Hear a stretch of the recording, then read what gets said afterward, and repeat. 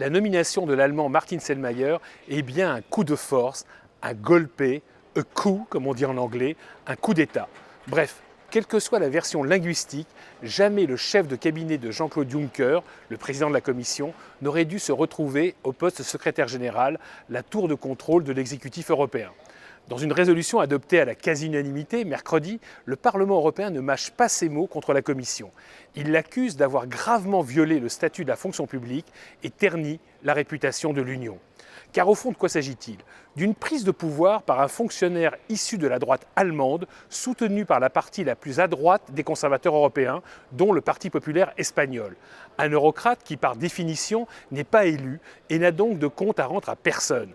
L'affaire Selmayr, c'est la défaite du pouvoir politique face à la bureaucratie, c'est la victoire d'une technocratie politisée sur une administration neutre.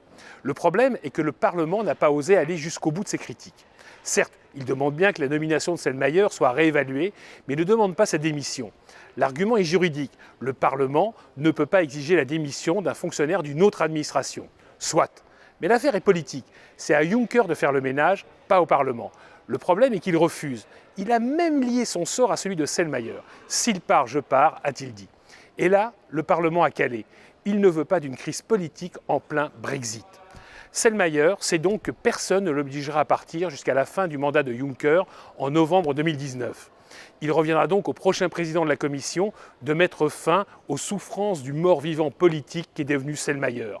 Un mort-vivant qui va rendre un sacré service aux eurosceptiques lors des élections européennes de 2019.